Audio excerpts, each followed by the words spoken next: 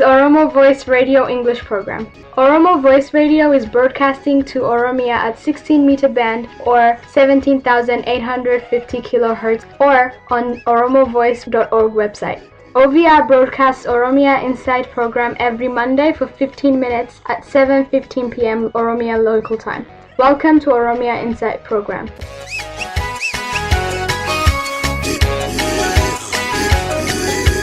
Welcome to Oromia Insight. My name is Ali Gigaleto. On 21st January 2016, the European Parliament has adopted 19-point resolution on the situation in Ethiopia. Here is the debate in EU Parliament. Thank you very much. For some months now, the inhabitants of the Oromia region in Ethiopia are protesting against the plan to extend the municipal borders of Addis Ababa that will encroach on their territory. In the past, when similar situations have occurred, people have had to leave their land, and this has landed them in abject poverty.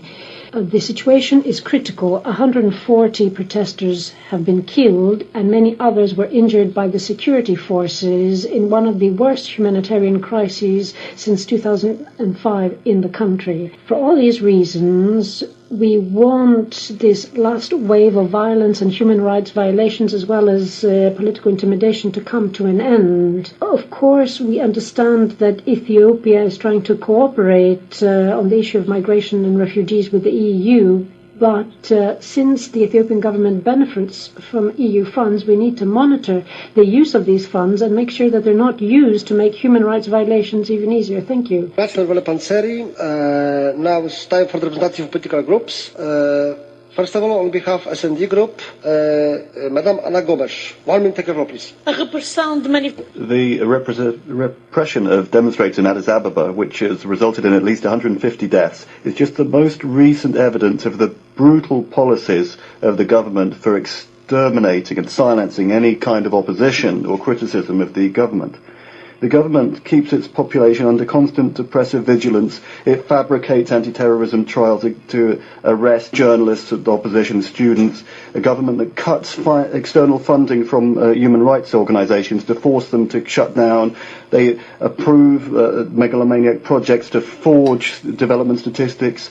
They illegally appropriate land and throw people off their land.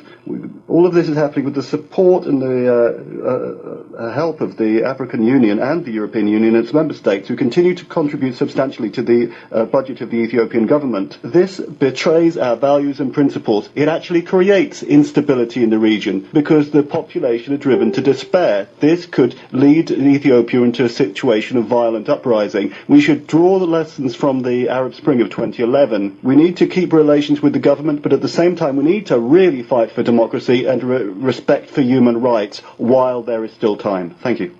Obrigado. Thank you very much, Mr. Chair. The list of the anti-democratical activities of the Ethiopian government is simply too long.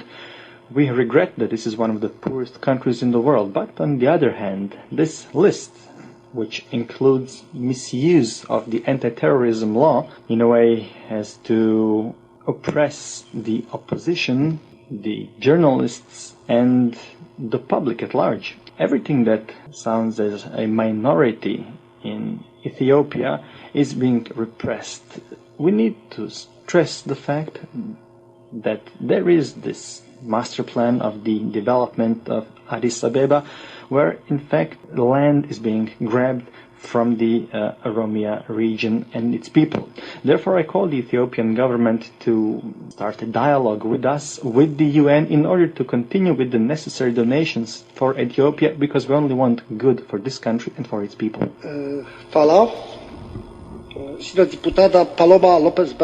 Gracias, Presidente. Thank you very much, President. First of all, I'd like to thank the groups for the joint work that they have done to condemn the repressive action taken by the Ethiopian government, and to thank them for sounding the alarm of how the social and economic situation is worsening in the Horn of Africa, which is leading to a refugee crisis. It's extremely important to work together to put an end to the situation, to make sure that political prisoners are freed and that human rights are respected fully. However, European responsibility has to go beyond these urgent pleas. First of all, there are economic responsibilities, including Ethiopia in global trade and including multinationals as well, are just making inequalities worse and worsening the situation with regard to access to land. And of course, it's worsening the social rights situation. Don't use third countries as prisons while at the same time shirking human rights responsibilities. That's what I want to say to the EU. It's extremely important to see how the money is spent. It's not being used to improve the social conditions. It's these social and economic conditions that have to be a priority and not just be used for palliative purposes, as the Commission seems to be doing. Thank you. Thank you, President.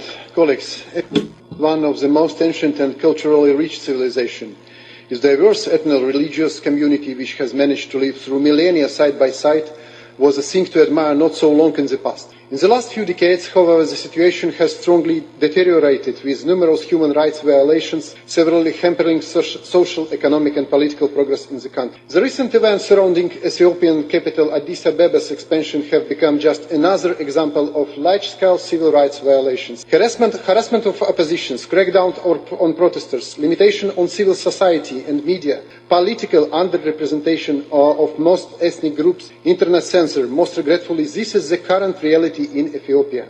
The EU is a major financial donor and assistance provider to Ethiopia and must step up its efforts at actively addressing this issue by using every available instrument at its disposal. Ethiopia has the potential to become unconceivably more than it is today, and our task is to lend a helping hand. The current situation, however, is not benefiting anymore, and it has to transform as soon as possible. Thank you. Yes, catch the procedure. Deputy Stanisław Polczak. Děkuji, pane předsedo, za udělení. Thank you, President. Together with my colleagues, I'm convinced that repressive activities against civilians or political prisoners or journalists, omnipresent poverty, that's definitely not a very nice image of the Ethiopian government. And obviously it has a huge impact. I mean, the refugees crisis might be just the tip of all the problems. Therefore, we have to remind the Ethiopian government very clearly that it should be, obviously, a government of a democratic country, and the times of the ancient empire are really gone, and therefore we should very strictly express our condemnation, and that could also reflect out in our development aid. Thank you. The last 2 months have seen the Ethiopian government assassinate 140 demonstrators who are demonstrating against the government's plans to expand the capital. These were people who had seen their land expropriated, mostly farm. Since 2011, there's been similar situations.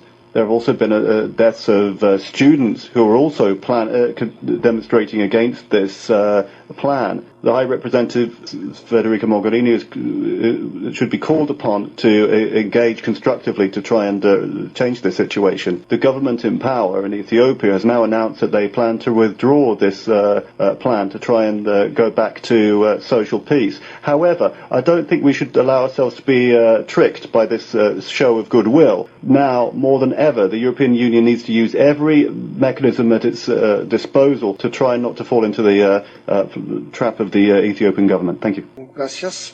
On behalf of the Commission, Commissioner Neven Mimica. Take the floor, please. Thank you, Mr. President, honourable members. The European Union and its member states have a regular and frank dialogue with the government of Ethiopia on issues related to democracy and human rights. Our consistent message is that economic and social development must go together with political and human rights to make it sustainable. A strong civil society, freedom of expression, association and peaceful assembly are crucial for creating a more prosperous, secure and more economically successful country. In that context, the European Union is closely following recent unrest in Oromia triggered by the urban expansion plans for Addis Ababa city with concern. There were also ethnic clashes in the Amhara region which received less attention from the media but which also resulted in casualties. On 23 December last year, the European External Action Service spokesperson called for a peaceful resolution of the disputes. These events show the importance of constructive dialogue to address grievances. We called for clarity on all acts of violence and abuses perpetrated against protesters, as well as accountability for such violations. We have raised these concerns with the Ethiopian authorities in Addis and most recently in Brussels, when Minister for Foreign Affairs Dr. Tedros Adhanom came to visit the High Representative and Vice President Mogherini on 13th of January. He recognized the situation and informed that the Addis Ababa expansion master plan had been discarded. Ethiopia is facing many other challenges where we are also working with the government. The population has grown dramatically in recent decades, now reaching over 100 million people. This is a challenge in terms of job creation, service delivery and poverty reduction. The efforts of 2 consecutive droughts and of El Nino have left 10.2 million people in need of food assistance, in addition to 8 million already benefiting from government's programs. This endangers the social and economic development of the country. In this context, the European Union provides and shall continue to provide political and financial support to improving the human rights situation in Ethiopia, but also to supporting in parallel efforts by the government in terms of poverty reduction, economic and social development and humanitarian issues. Ethiopia is the biggest beneficiary of the 11th European Development Fund's bilateral development envelope of €745 million, complemented by regional and thematic programmes and the emergency trust fund operations for stability and addressing root causes of irregular migration and displaced persons in Africa. Despite these immense needs, Ethiopia has an open door policy and is the largest refugee hosting country in Africa with over 700,000 refugees. In the EU, we shall provide support on this issue through the Regional Development and Protection Programme for the Horn of Africa, as well as through recently signed Common Agenda on Migration and Mobility. Ethiopia is an important partner for the European Union in many areas: migration, climate change, regional peace and stability, to name but a few. We enjoy a constructive engagement on all these aspects that are important to Europe, to Ethiopia and to the region.